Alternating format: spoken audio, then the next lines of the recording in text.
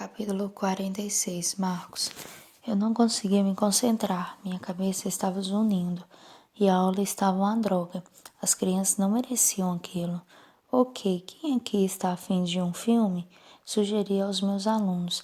A gritaria foi ensurdecedora. Ok.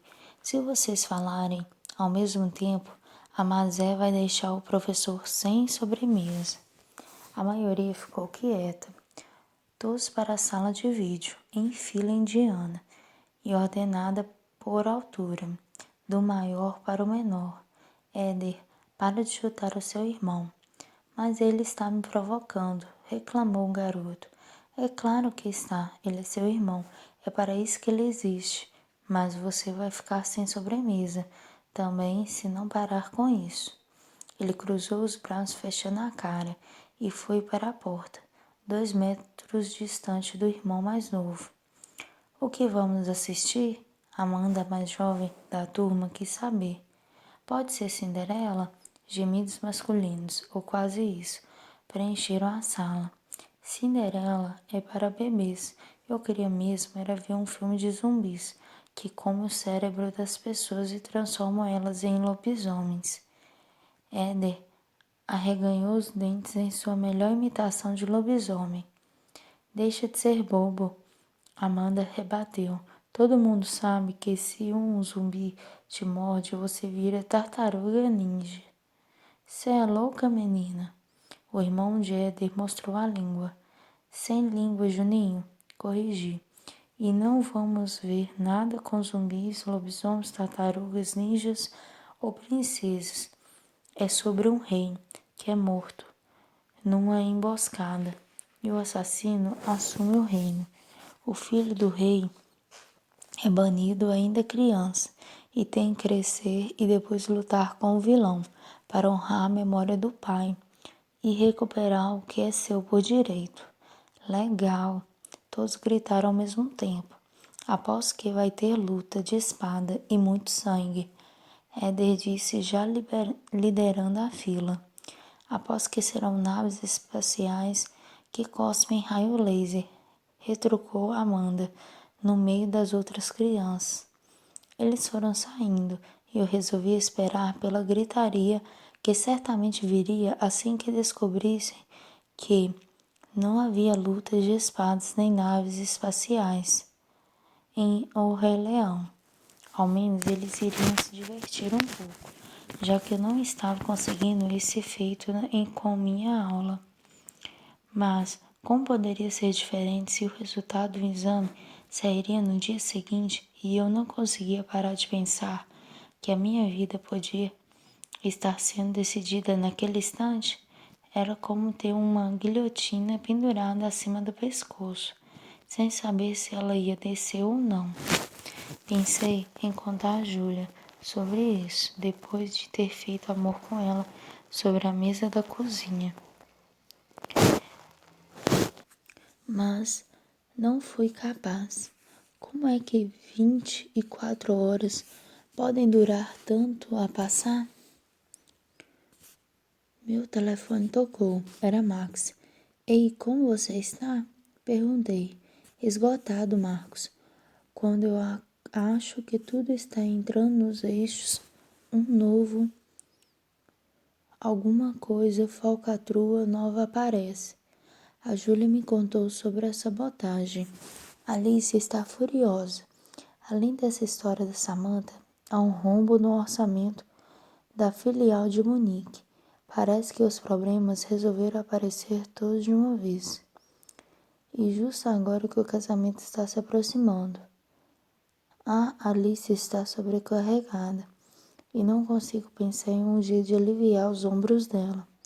Tudo que eu fiz foi ligar para a agência responsável pela festa e dizer que não queremos pombos, pavões, araras ou qualquer pássaro na cerimônia. Coletivo veio da sala de vídeo. Quer almoçar comigo amanhã? Ele perguntou. Não vai dar. Eu tenho uma consulta. Por quê? O que aconteceu? Exigiu. Nada. Na verdade, a consulta foi ontem, mas a doutora Olenka achou melhor pedir uns exames novos. Por que você não me avisou? Eu teria ido junto. Pensei que fosse mais uma consulta de rotina, por isso não falei nada. Fez-se silêncio do outro lado da linha. E não foi? Ele perguntou um pouco depois, a voz levemente instável. Neguei com a cabeça, embora ele não pudesse ver. Diabos, eu odiava trazer mais preocupação a meu irmão, mas se eu não falasse com alguém sobre aquilo, acabaria enlouquecendo. Ela solicitou outra ressonância. O resultado sai amanhã. Expliquei. Acho que é isso, Max. A final do campeonato é amanhã. É claro que ele entendeu o que eu queria dizer. Meu Deus, Marcos. Ele soltou uma longa respiração. O que ela disse? Quais foram as palavras exatas da doutora Olenka? Descrevi a ele tudo que pude lembrar. Meu irmão ouviu com atenção, murmurando alguns ahãs vez ou outra. Quando terminei, ele ficou em silêncio por tanto tempo que tive de perguntar. Ainda está aí? Estou, claro que estou. Ouvi o barulho de algo caindo no chão. E vou com você amanhã, sem discussão. Eu não tinha ânimo para discutir. O que vai acontecer se... Comecei. Você sabe, se a doutora Olenka não tiver boas notícias? Claro que eu esperava apenas um resultado para os exames. Mas e se não fosse assim? Você vai continuar sendo você, Marcos. Ele falou sem hesitação. Não importa qual seja o resultado. Quando você se der conta disso, tudo vai ficar mais fácil. E isso pode não significar nada. Pode ser só mais um exame como tantos que você já fez. Ela mesma disse que não deveríamos nos precipitar. Eu vou estar com você. Vou estar sempre com você. Havia muitas coisas sobre as quais eu não tinha certeza naquele momento. Porém, Max nunca foi uma delas. Meu irmão sempre ficaria ao meu lado. Não importava quão estúpido eu fosse ou quão ruim a situação ficasse. Ele sempre estaria lá. Sempre esteve. Eu me despedi. Depois de concordar que ele passaria em casa para me pegar para a consulta, me sentindo absurdamente grato por ter sido abençoado com um irmão como o meu. Fechei a sala de informática e fui para a de vídeo. Mas parei na metade do caminho. Amanda estava sentada no primeiro degrau da escada, o queixo descansando nas mãozinhas. O que você está fazendo aí? Perguntei, embora eu já soubesse.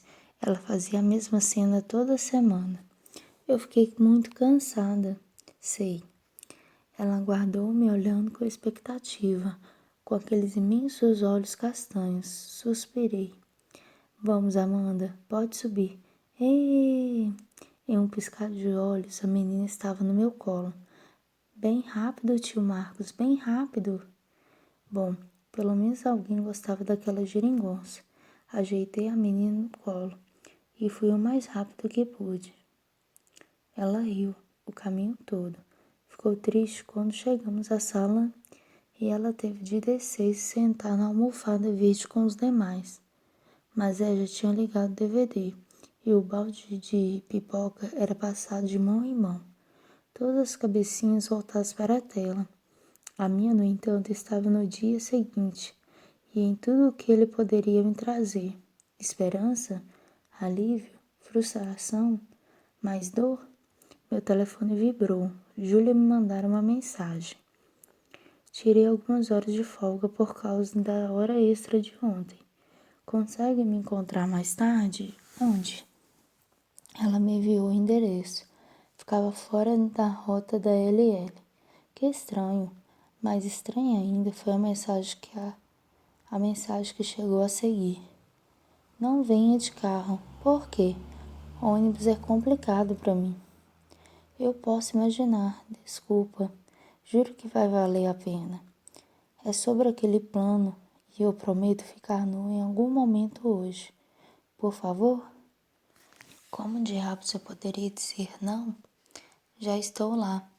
Eu não fazia a menor ideia do que Júlia estava tramando, mas fosse o que fosse, esse pequeno mistério ajudou a dispersar minha preocupação com o rumo que minha vida poderia tomar no dia seguinte. Depois de esperar mais de meia hora por um ônibus acessível e não ver nenhum, desisti e chamei um táxi. Chegando ao local marcado, com 40 minutos de atraso, Júlia me esperava em frente a um parque um pouco afastado do centro. Desculpa o atraso, condução é sempre um pé no saco. Não tem problema, e desculpa ter feito você vir sem o carro. É que o ronco de uma moto, não, de um triciclo motorizado, uma Harley, encobriu o que ela dizia, e a máquina estacionou a menos de 2 metros de mim. Bem na hora, Júlia se aproximou do trike. Obrigada por isso, Guto, ela disse ao sujeito. Eu me investiguei. É um prazer ajudar. Ele girou o tronco, puxou uma perna para transpor o eixo que dividia a moto, depois ajeitou a outra. De lado, no assento, se esticou até alcançar algo no suporte traseiro, e eu não precisava nem vir para saber que ele tiraria dali uma cadeira de rodas. Observei, completamente perturbado, o cara montar o equipamento e pular do drag para a cadeira. Quem diabos era ele? Tem outro no baú. Ele retirou o capacete e o entregou a Júlia. Então me encarou com curiosidade. Você deve ser um Marcos e você é? Alguém que acabou de economizar 1.000 pratas e ainda vai fazer 2 pessoas felizes. Ele jogou a chave da moto em minha direção. É toda adaptada. O esquema é semelhante a daquelas scooter, só que muito mais veloz. Você vai adorar. Cuida bem dela, falou? Obrigada, Guto. Júlia repetiu, sorrindo radiante. Eu que agradeço. O programa da loja está tinindo. Ele piscou para ela. Mais tarde, eu pego ela no endereço que você me passou. Bom passeio. Ele começou a se afastar. Encarei Júlia. Surpresa. Ela falou sem jeito. O que está acontecendo? Por que aquele cara me deu a chave da moto dele? E de onde você o conhece? Conheci na sex shop. Aí eu liguei antes de ontem porque achei que ele saberia onde eu poderia alugar uma dessas coisas. Indicou o trike com a cabeça, já que a internet não ajudou. Por sorte, ele tinha uma e também um bug enorme no programa da loja. Foi coisa simples de resolver. Consegui fazer tudo rodar na hora do almoço. Só que ele não podia ficar fora da loja por muito tempo. Por isso tivemos que encontrá-lo aqui. Por quê? Tive de perguntar, embora a resposta parecesse óbvia. Por que você queria uma dessas, Júlia?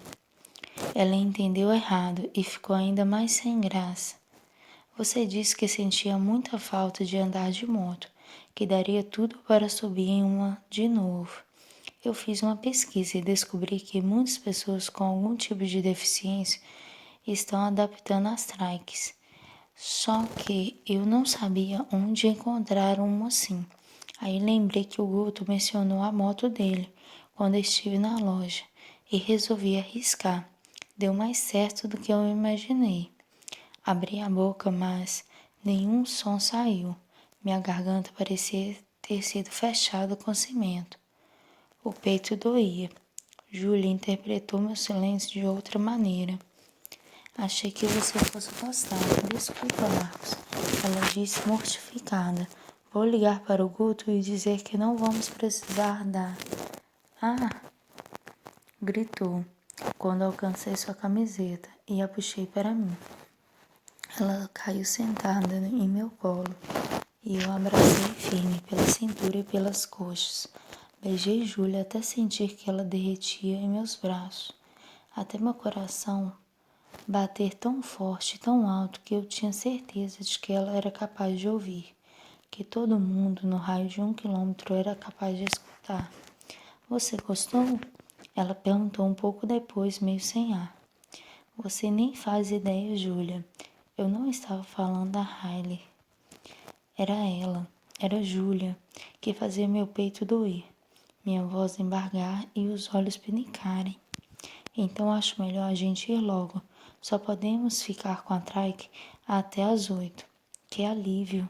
Afastei seu cabelo para longe do rosto, me recompondo o melhor que pude. Se você dissesse que poderíamos ficar com ele até meia-noite, eu ia desconfiar que estava no meio da porcaria da história da Cinderela. Ela deu risada e pulou sobre os próprios pés. Devagar, eu me aproximei da Hailey, estudando-a por um instante, encontrando todos os pontos onde poderia me apoiar para subir. Não foi tão fácil, mas também não foi tão complicado assim. As tiras nas laterais serviam para prender meus joelhos e me deram um pouco de segurança. A cadeira, no entanto, ficou um pouco longe, e antes que eu pudesse pedir que a Júlia trouxesse para mais perto, ela já havia removido uma das rodas e me entregava. Depois de guardá-la no suporte, estendi a mão para ajudá-la a subir.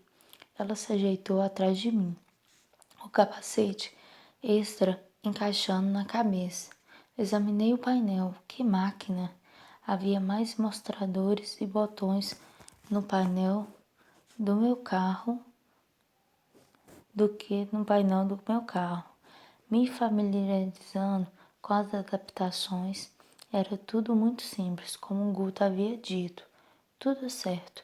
Júlia passou as mãos sobre meus braços, prendendo-as em meus ombros, colando o corpo em minhas costas. Quando você quiser. Puxando uma grande lufada de ar, girei a chave, os dedos trêmulos. A Hailey rosnou sob nós como um bicho enraivecido. Experimentei gritar, girar o acelerador e o grito reverberou em meu peito. Pronta? Perguntei por sobre o ombro. Acho que sim. E você? Mais pronto do que eu imaginei que estaria. Segura, Pim. Comecei devagar, passando as marchas com cuidado, mantendo a velocidade baixa e estava nas largas avenidas, movimentadas àquela hora da tarde. Fui dirigindo até tomar uma estrada praticamente deserta. E então eu acelerei de verdade. Foi como em meus sonhos, o vento no rosto, a sensação de liberdade, a felicidade plena. Mais que isso, era um reencontro comigo mesmo. Ali em cima, eu me senti completo, o homem que eu havia sido antes do acidente. A emoção transbordou e meus olhos pinicaram. Abri a boca e extravasei na forma de um grito, tudo que eu reprimira nos últimos anos, tão alto e violento que cortou o ar e se misturou ao da Hailey. Era um rugido de guerra, pode vir, caralho, que eu dirigia à vida, ao destino, ao inferno e a mim mesmo, acho. Um novo grito se juntou ao meu, dando-lhe o corpo, densidade. Júlia berrava a plenos pulmões, como se compartilhasse daquele furacão de emoções. Às vezes você se sente tão sozinho que parece estar à deriva no meio do oceano. Nada à frente, nada atrás, nada em lugar nenhum, exceto as ondas que quebram sobre você, ameaçando engoli-lo. Mas algumas vezes, raras vezes, um ponto negro surge no horizonte e vai crescendo até se tornar a silhueta de um barco, até uma mão se esticar em sua direção e você sair do inferno. Júlia era o meu barco, a mão estendida, o ponto negro no meio do nada. Nós dois gritamos até perder a voz, até eu começar a rir descontroladamente. Ela gargalhou também, se agarrando mais a mim, roçando o nariz em meu ombro. Diminuí a velocidade, inclinando a cabeça em direção à dela, esperando que ela entendesse aquilo como uma carícia, um beijo. Obrigado, Pim. Eu que agradeço. Isso é muito mais legal do que eu tinha imaginado. Podemos ir de novo? Bem rápido? Podemos fazer o que você quiser. E talvez Max tivesse razão e eu também pudesse fazer o que quisesse, independentemente do resultado dos exames. Talvez eu pudesse continuar sonhando com Júlia. Capítulo 47. Júlia. Os olhos de tia Berenice me acompanhavam, enquanto eu me movia pela cozinha, preparando o café da manhã. Por que o Marcos já saiu? Ela quis saber. Ele tinha um compromisso, um que ele não quis me dizer qual era. Vocês ainda não reataram? Apenas balancei a cabeça e me concentrei em picar as frutas para a salada. Meu amor, senta aqui, demandou ela. Eu me detive por um instante. Sequei as mãos no pano de prato e então fiz o que ela pediu, evitando olhar para a mesa e lembrar tudo o que Marcos havia feito comigo sobre ela 2 noites antes. Querida, eu sei que você anda escondendo coisas de mim. Me deixe terminar. Ela implorou quando tentei interromper. E muitas delas têm a ver com Marcos. Você não tem que me contar tudo, mas sabe que, se precisar de um conselho, é só dizer. Amar é tão confuso, não é? Fiz que sim com a cabeça. Só quero que você saiba que eu estarei aqui. Ela prosseguiu. Mesmo quando eu não estiver mais, você tem vivido em função da minha doença por, Deus do céu, 5 anos. Tudo que eu desejo é que você viva um pouco a sua vida. Mas eu estou vivendo, tia. Meu amor. Ela pousou a mão salpicada de pintinhas marrons sobre a minha. Tudo na vida, tudo na sua vida gira ao meu redor. Isso é lindo, Juju. Mas não é certo. Não quero que você sacrifique sua vida pela minha. Se é isso que está te impedindo de reatar com Marcos. Não é. É coisa nossa. Interrompi rapidamente, ajeitando a gola de sua camisa florida. Assim não teria de encará-la. E eu não estou sacrificando nada. Não é um sacrifício me preocupar com a senhora, do mesmo jeito que eu sei que não é para a senhora se preocupar comigo. É só amor. Ah, meu docinho, é tanto amor que não cabe dentro de mim. Mas eu estou bem. E muito contente por ver você saindo da sua concha. A senhora anda sentindo mais algum efeito colateral com esse remédio novo além do sono? Perguntei, querendo mudar de assunto. Nenhum. E veja você. Ontem à tarde, o Dr. Vitor ligou, perguntando a mesma coisa. Ele disse que vai passar aqui mais tarde, mas apenas porque está com saudade. Vê se pode uma coisa dessas? Então, essa era a razão da maquiagem do spray de cabelo assim tão cedo. Fiquei mais um pouco com ela, até Magda chegar e então corri para ela e ele. No caminho recebi uma mensagem de Marcos, que me fez ficar da cor de um tomate maduro. Na próxima, a gente podia tentar uma cama. Você só pensa nisso? Na noite passada, depois de devolver a moto do Guto, no horário marcado, Marcos ainda nadava em adrenalina, inquieto, um brilho no rosto que pendurou a noite toda e me impediu de dormir. Lá pelas tantas da madrugada, com tia Berenice roncando alto, fui até a cozinha tomar um copo d'água. Marcos também não tinha conseguido dormir e me encontrou ali. Ele me encarou com os olhos consumidos pelas chamas. Sem perder tempo, me puxou para seu colo e me arrebatou com um beijo lascivo, as mãos passeando por meu corpo. se infiltrando por baixo da minha camiseta. Eu preciso sentir você. Ele sussurrou em minha orelha. Bom, algo muito parecido estava se passando pela minha cabeça, por isso encaixei as pernas ao redor de seus quadris, abraçando-o enquanto ele nos levava para a área de serviço e passava a chave na porta. Aquele homem lindo tinha uma expressão selvagem no rosto ao começar a me despir. O sexo também foi assim, bruto, cru, tão intenso que me deixou marcas na minha pele e na dele. Ele me levou para seu quarto mais tarde, onde nos enroscamos feito um novelo de lã. Então apagou a luz e a escuridão recaiu sobre mim. Senti o pânico se avolumar na boca do estômago, mas Marcos me abraçou com força, enterrando o rosto em meus cabelos, e a coisa mais extraordinária aconteceu. Meus antigos medos não conseguiram emergir. Não tenho certeza se foi a presença dele ou a maneira como eu me sentia quando estava com ele, mas forte e confiante. Mas pela primeira vez na vida consegui dormir na total escuridão. O celular em minhas mãos vibrou, trazendo sua resposta. A culpa não é minha. Elas estão por toda parte.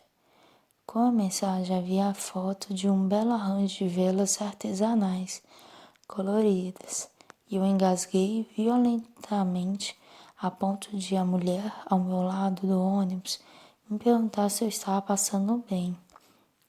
Chegou mais uma. Aquele passeio foi o melhor presente que eu já ganhei.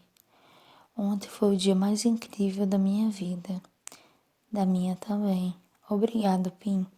Por causa disso, passei o restante do percurso sorrindo, mas o sorriso murchou assim que cheguei à LL. Samantha estava arrumando suas coisas e me encontrou assim que me sentei no meu cubículo. Eu vou acabar com você, ela falou entre dentes, vindo em minha direção. Acho que quem devia dizer isso sou eu. Afinal, foi você que tentou me prejudicar. E eu ainda nem sei por que, Samantha. Sua filha da puta ingrata. Eu te dei o melhor de mim. Me sabotando? Para com isso, Samantha. Américo a pegou pelo braço e a arrastou até sua mesa. Termine logo de arrumar suas coisas e chega de confusão. O segurança vai te acompanhar. Ivan testemunhava a cena boquiaberto e juro que quase podia ouvir seu coração se partir. Samantha não deu a mínima para ele e jogou seus pertences de qualquer jeito em uma caixa de papelão. O olhar psicopata fixo em mim. Quando acabou, empinou o queixo e atravessou o setor de TI, tal qual uma rainha que acabara de sofrer um golpe fora destronada. Ao passar em frente à minha mesa, ela se deteve. Eu só queria uma coisa e você a tirou de mim. Eu vou fazer o mesmo com você, resmungou. Pode esperar. Moreira, o segurança miúdo, estava realmente desconfortável ao empurrá-la em direção ao elevador. Não dê atenção, Ivan me disse. Ela só está nervosa por ter sido demitida. Samantha parecia ter perdido o juízo. Isso sim, se bem que, com todas as suas mentiras e armações, ficava difícil julgar quando é que ela esteve sã. Eu só esperava que Ivan tivesse razão e que todo aquele ódio fosse momentâneo.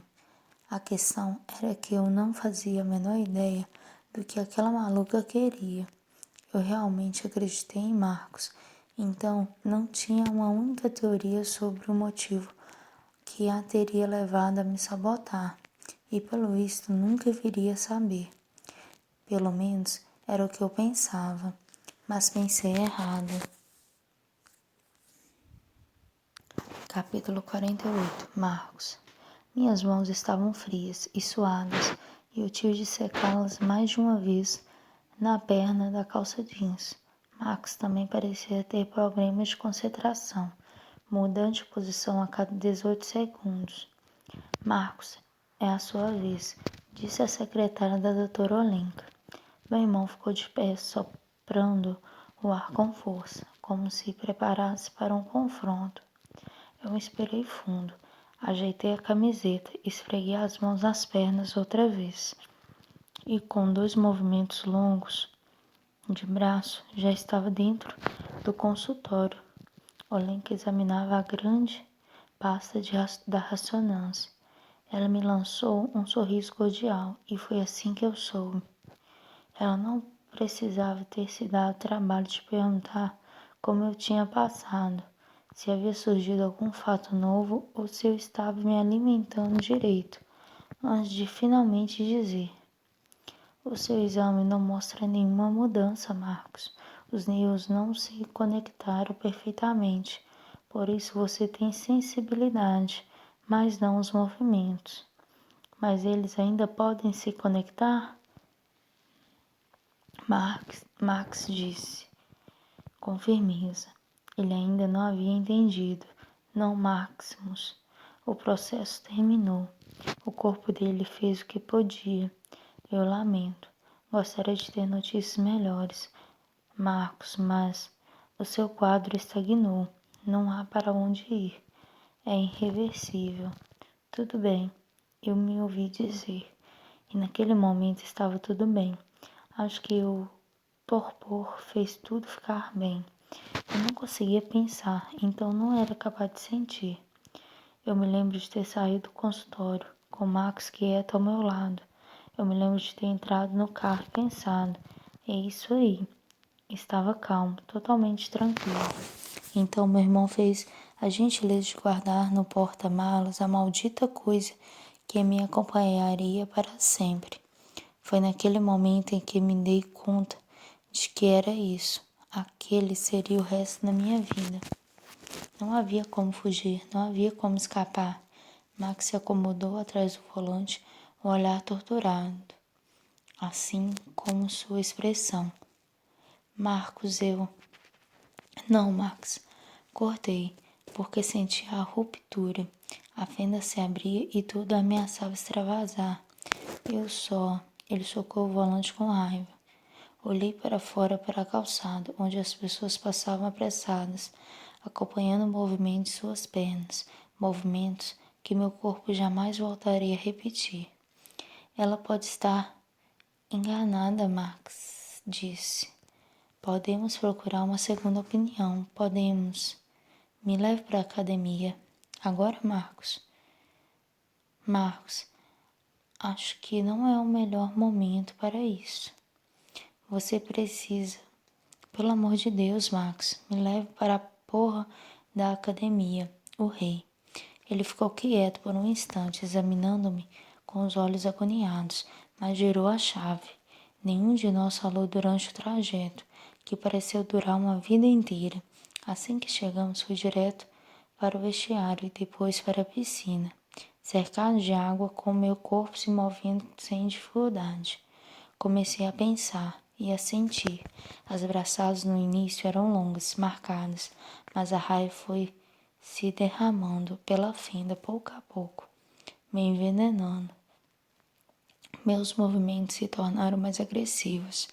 Eu tinha feito tudo certo, segui todas as malditas recomendações, me esforcei ao máximo e ainda assim não adiantou nada. Eu não ia andar, nunca mais, nunca mais.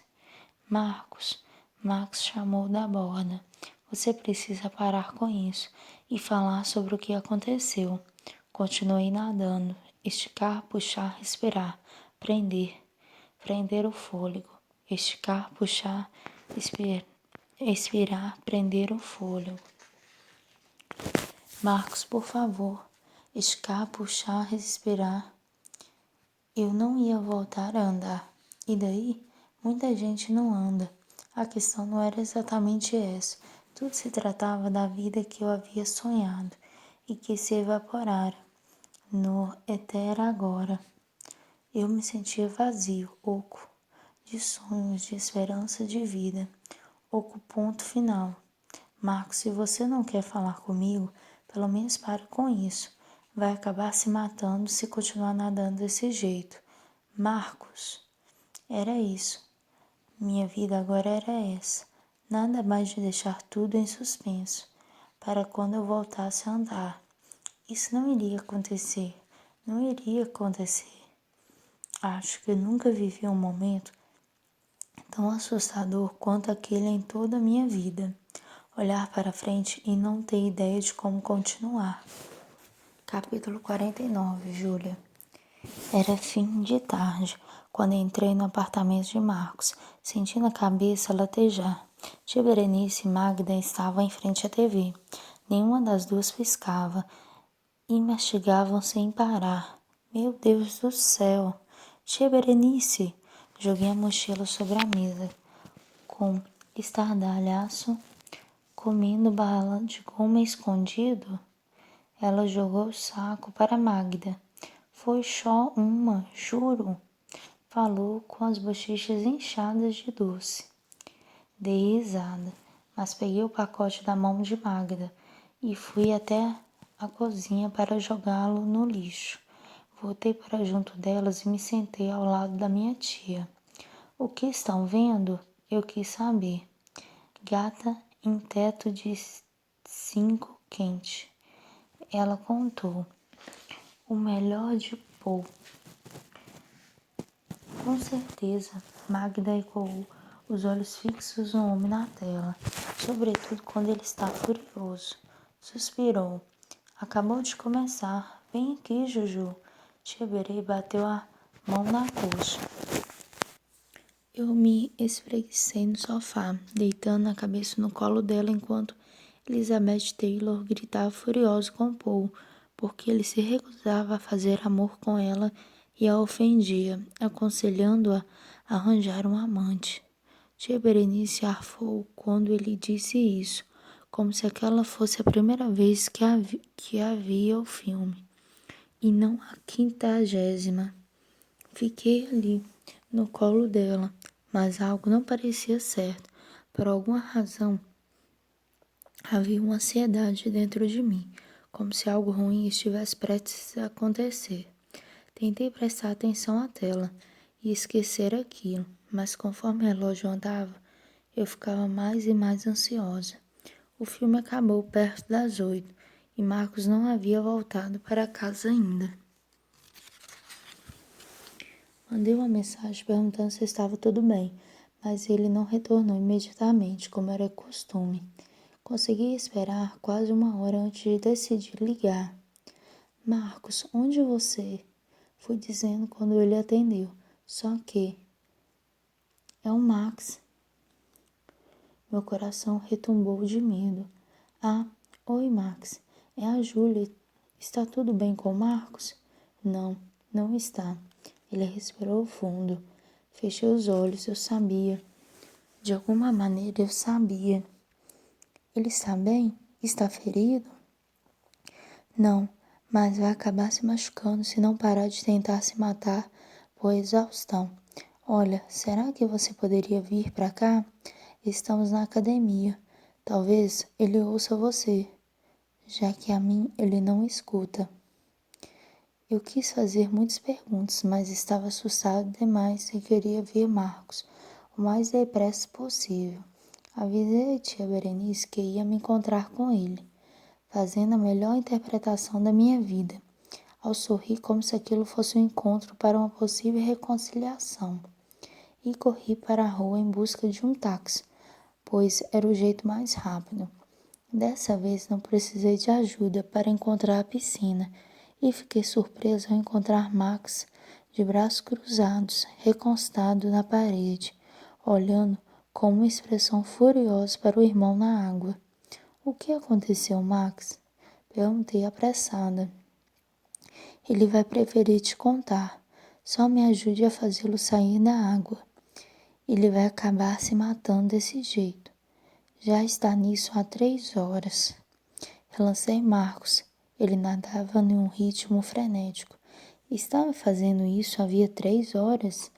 Me espantava que ainda não tivesse apagado. Não sei se consigo convencê-lo de coisa alguma, Max. Se você não for capaz, vou ter que usar a força. E hoje eu não queria ter que fazer isso. vai acabar com ele.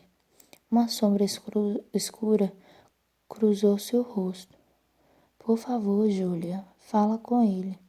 Eu vou tentar. Fui até a piscina com cautela e percebi que não estava usando o sapato certo quando escorreguei uma poça. Recuperando o equilíbrio, me aproximei pé ante pé, tentando entender o que estava acontecendo. Fazer as palavras de Max e as atitudes de Marcos terem algum sentido. Deduzi que eles haviam se desentendido ou algo assim. Marcos, chamei quando estava perto bastante. Ele não me ouviu. Continuou com as braçadas furiosas. Marcos. Ele diminuiu o ritmo, tirando a cabeça da água. O que você está fazendo aqui? Perguntou surpreso. Eu é que pergunto. O que você está fazendo? Nadando. Por quê? Também vai dizer que eu não posso? Pisquei alarmada com tanta rispidez. Não, mas eu acho que toda essa água vai fazer mal para o seu cérebro. E nós dois sabemos que ele já não é dos melhores. Tentei brincar. Quase funcionou. Ele franziu a testa. Meio sorriu, meio gemeu. Mas em segundos voltou à fachada irritadiça. Vai para casa, Júlia. Hoje eu não vou ser uma boa companhia para você. Mergulhou, retomando as braçadas. Observei Max por sobre o ombro. Com um gesto de cabeça, ele me incitou a continuar. Marcos, você já está ficando enrugado, sabia? Não é uma visão muito atraente. Ele se deteve, me olhando com irritação. Qual parte do vai para casa você não entendeu? Qual parte do sai dessa porcaria de piscina agora você não entendeu? Por que você está tão preocupada comigo? Soltei um suspiro. Às vezes ele era tão idiota. Olha, não sei o que rolou entre você e o Max para que você esteja assim, tão chateado. Mas se matar de exaustão não é a melhor maneira de revidar, seja lá o que ele tenha dito ou feito. Já pensou em colocar uma bomba de tinta na pasta dele? Você não sabe de nada, Júlia. Sua voz estava rouca, torturada. Pois é, murmurei, tentando ocultar a tristeza. Por que você decidiu não me contar? Ele bufou. Só quero ficar sozinho. É pedir muito? Deus, por que todo mundo acha que eu preciso de ajuda? Eu me encolhi magoada. Marcos, com sua estranha habilidade de adivinhar como eu me sentia, percebeu, pois socou a água e fechou os olhos. Desculpa, eu não quis ser grosseiro com você. Só estou tendo um dia de merda. Por favor, vai para casa. Eu só quero um pouco de espaço. Só me deixe quieto até as coisas se assentarem na minha cabeça. Ok? Que coisas? Ele balançou a cabeça parecendo devastado. Só vai para casa, Bim, e leva o Max junto. Ele se lançou na água com tanta fúria que parecia que ela o havia ofendido e que ele tentava exterminá-la com a força dos braços. Seja lá o que estivesse acontecendo, era muito mais grave do que eu havia suposto. De maneira alguma eu o deixaria sozinho naquele estado. Eu precisava tirá-lo daquela piscina de qualquer jeito. Marcos. Comecei a acompanhá-lo pela borda. Tive de acelerar o passo para alcançá-lo. Tá legal. Sabe que, enquanto você ficou aí nadando, feito maluco, perdeu uma das sessões de cinema antigo da tia Berenice? Você pode dizer o que quiser, mas eu sei que você se de... Ah! Meu pé esquerdo encontrou uma poça. Tentei recobrar o equilíbrio, mas não havia nenhum ponto onde eu pudesse me apoiar e caí na piscina. Fui direto para o fundo, ou pelo menos achei que tivesse ido. Era profunda demais e meus pés não encontraram o chão. Comecei a me debater. os pulmões ardiam com esforço antinatural de reter o ar dentro deles. Estiquei os braços às cegas, buscando onde me agarrar. Deparei-me com um par de mãos grandes e as segurei como pude, lutando para subir à superfície. As mãos tentaram se desvencilhar das minhas, e, em meu desespero, só pude puxá-las para mais perto, cravando as unhas para que elas não sumissem. Mas de que adiantavam? Meus pulmões atingiram o limite. Eu abri os olhos e a boca. O grito mudo se transformou numa confusão de bolhas brilhantes, e mesmo assim pude ver o terror absoluto no rosto de Marcos. Foi nesse instante que a água penetrou meu nariz, minha garganta, meu esôfago e por fim meus pulmões. E então veio a escuridão, o mundo negro onde nada existia, nem mesmo eu. Pressão, muita pressão em meu peito. Tentei abrir os olhos para entender do que aquilo se tratava, mas não fui capaz, embora algo dentro de mim tenha se agitado, querendo fazer o caminho contrário. Vamos, respira, Júlia, respira. Mas eu estava respirando, ou não? Não constatei. Então isso significava que eu havia morrido? Tentei encontrar a pulsação que mantinha meus órgãos vivos. Tinha alguma coisa ali, mas era diferente, quase um eco. Não, não faz isso comigo. Respira. Pressão, pressão, pressão, sensação estranha na garganta. E de repente eu encontrei as batidas do meu coração e com elas os meus pulmões que começaram a queimar, como se milhares de agulhas os espetassem. Subitamente o líquido subiu pelo esôfago e garganta. Um jorro de água saiu de minha boca, entre espasmos involuntários que me fizeram me contorcer inteira. Graças a Deus, alguém disse.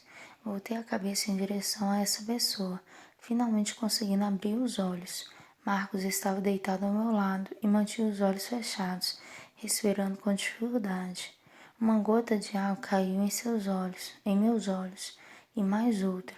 Olhei para cima e encontrei a razão das goteiras. Max estava com meio corpo sobre mim, completamente encharcado. Você está bem? Ele perguntou, afastando o cabelo do rosto para que parasse de pingar em mim. Meu peito está doendo. O que aconteceu? A mão calejada que eu já conhecia tão bem agarrou a minha e apertou. Virei o rosto para Marcos. Seus olhos estavam mais brilhantes que o normal quando ele os abriu e fixou em meu rosto. Você se afogou, contou em voz baixa. Tentei te tirar da água, mas você começou a se debater. Pensei que nós dois fôssemos morrer, e teríamos morrido se não fosse o Max. Eu não sei nadar, confessei estupidamente. Eu sei, Pim. De hoje em diante você está proibida de se aproximar de uma poça d'água que seja. Vou ver se conseguiram chamar a ambulância. Max se levantou e correu para a porta de saída. Você está bem? Marcos perguntou. Acho que estou. E você? Ele assentiu, mas evitou contato visual, mirando o teto metálico do ginásio. Desculpa, Marcos. Eu não queria que você se afogasse. Só sabe, fiquei desesperada e não sabia o que eu estava fazendo. Se debater é a reação natural de quem está se afogando. Por isso, eu tentei te imobilizar, mas não consegui nadar só com um dos braços. Eu precisava das pernas. Era a palavra que ele não conseguia dizer. Marcos virou a cabeça para o lado, escondendo o rosto, mas seu peito subia e descia rápido demais.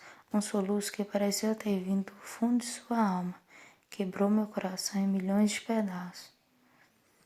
Reunindo a pouca energia de que ainda dispunha, consegui me arrastar para perto dele. Beijei seu ombro, aquele com cicatrizes, antes de deitar a cabeça ali. mantendo meus dedos entrelaçados aos seus. Lágrimas escorriam em meu rosto e se empossavam onde nossa pele se tocava. Eu queria ter dito tanta coisa a ele, mas nada parecia adequado.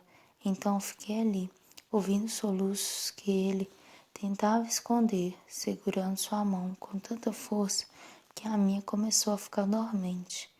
Desejei ficar com ele daquele jeito pelo resto da vida, mas paramédicos chegaram e nos cercaram, empunhando lanternas tão perto dos meus olhos que me cegaram. Foi com algum esforço que conseguiram soltar minha mão da de Marcos para que eu pudesse ser examinada.